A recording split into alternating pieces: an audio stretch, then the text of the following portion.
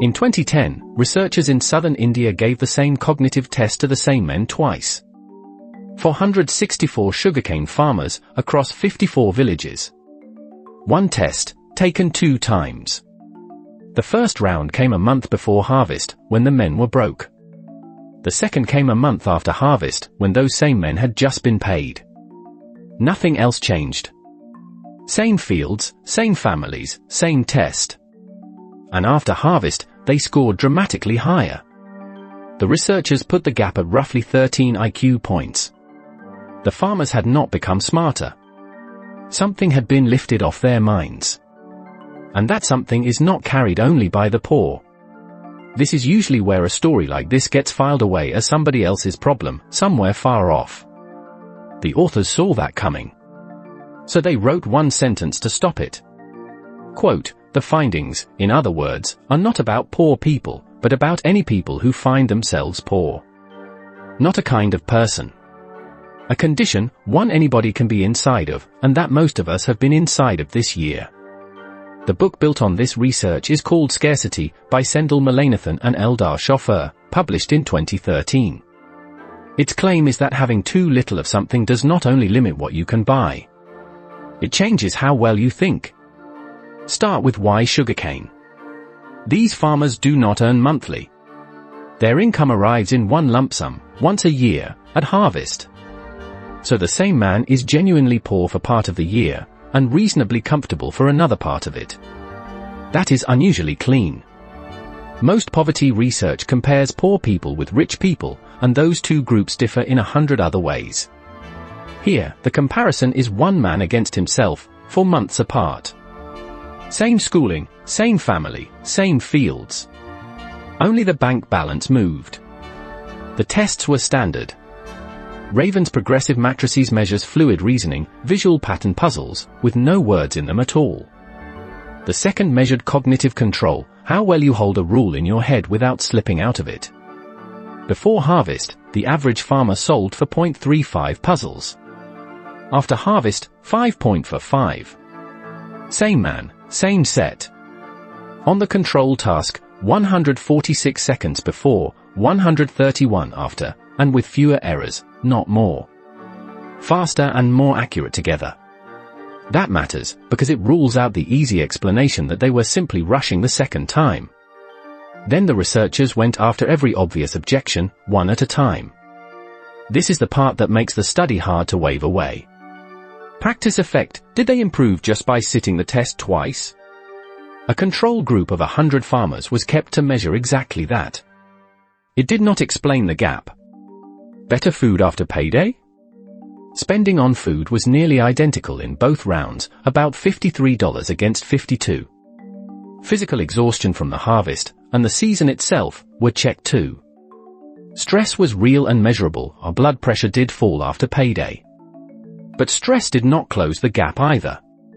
What was left is what the book is actually about. Not the shortage itself. The mental occupation of it. Because scarcity does something useful first. It focuses you. A deadline makes you productive. An empty wallet makes you very good at prices. The book calls that the focus dividend, and it is a genuine benefit. It is also why scarcity can briefly feel like clarity. But focus has a shape. To focus hard on one thing is, by definition, to stop attending to everything else. The authors put it plainly: focus is a positive. Tunneling is not. Scarcity leads us to tunnel and neglect other, possibly more important, things. Inside the tunnel, the insurance lapses. The checkup is postponed. The form does not get filed. The cheaper bulk option is never bought. None of that is carelessness. It is what is left over once attention has already been spent somewhere else. The book names the thing being spent. Bandwidth, not how much mind you have, but how much of it is free right now. Their own phrasing is careful. Scarcity, they write, directly reduces bandwidth, not a person's inherent capacity, but how much of that capacity is currently available for use. Read that again. Not capacity. Available capacity. That distinction carries the whole argument, and it is exactly where the tabloid version of this research goes wrong. A computer running something heavy in the background is not a slow computer. It is an occupied one. Close the process, and the speed comes back. So how large is the occupation? Here is the number everybody quotes, and almost everybody quotes it wrong. On a scale with a mean of 100 and a standard deviation of 15, the effect they measured corresponds to about 13 IQ points. That is the author's own conversion. And it describes a state, not a person. The same man produced both scores, for months apart. They offer one more comparison, and it lands harder, a cognitive impact comparable with losing a full night of sleep. If this were really about money, it should only happen with money. It does not. And the clearest evidence for that is 80 years old. In November 1944, in Minnesota, 36 healthy young men volunteered for a study in starvation. They were conscientious objectors, men who refused to fight, and wanted to be useful anyway. For 12 weeks they ate normally, around 3,200 calories a day. Then for 24 weeks, that was cut to roughly 1,560. Their bodies changed, which was expected. What the researchers had not planned for was what happened to the men's attention. The record describes a preoccupation with food, running right through the starvation period, and continuing into the recovery phase afterwards. Their minds narrowed onto the one thing they did not have. That is tunneling, with no money involved anywhere in it. In 2012, the same research group tried a third kind of shortage. Time. Players competed in a quiz game for points. Some got 50 seconds a round. Others got 15. Rich in time, or poor in time, assigned completely at random. And half of each group could borrow, take a second now, pay 2 seconds later. An interest rate, charged on time. The time poor borrowed heavily. Each loan made the next round tighter, which made borrowing again more tempting than it had been before. A player starting with 15 seconds borrows to finish, and the next round has 11. Then 4. Then nothing left to borrow against. Nobody in that spiral was poor, or hungry, or in debt. They were short of seconds, in a game, for 20 minutes. Now the part most videos about this book leave out. The 2013 study was enormously influential, and it was scrutinized just as hard.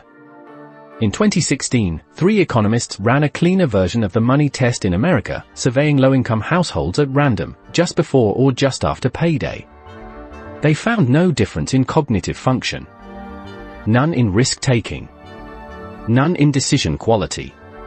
A commentary in Science had already questioned parts of the original Mall experiments.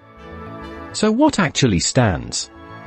A 2022 review of the whole literature found the core attention findings hold up. And the farmer study is still the strongest single piece, because it compares people to themselves. What is genuinely uncertain is the size. 13 points is one estimate, from one design, in one place, at one moment in time. The honest version is smaller and still useful. Worry occupies attention, and occupied attention makes worse decisions. You do not need 13 points for that to matter. And if the problem really is bandwidth, then the fix is not better advice. It is a lighter load. The cleanest demonstration comes from tax offices. Low-income families were filing their returns, and their children were near college age. One group was told clearly how much college financial aid they qualified for. Just the information, delivered properly. A second group got that same information, and then somebody spent about 10 minutes sitting with them, filling the aid form in. The information-only group barely moved. The 10-minute group sent significantly more of their children to college. They already knew. Knowing was never what they were short of. The 2013 paper ends on exactly this. The author's recommendation is, quote, smart defaults, help filling forms out, planning prompts, or even reminders. That is a strange list to find at the end of a study about intelligence. It is a list about paperwork. Which is the point? Do not try to make the person better. Make the task smaller. The book has one last word worth carrying out of it. Slack, the room you have to be wrong. Slack is the forgotten bill you can absorb. The hour you can afford to lose. With slack, an error is an annoyance. Without it, the identical error becomes the first step of a spiral. We usually credit that difference to discipline. Mostly, it is buffer. So look for where you are running with none. It may not be money at all. It might be the week your calendar is full to the edge, and you snap at somebody you love. You were not a worse person that week. You were a fully occupied one. And the next time somebody seems disorganized, or short-sighted, or bad with money, consider that you might be looking at a load, and not at a character. If you like questions like this one, subscribe to Worth Understanding, so the next question finds you. Because some things are just worth understanding.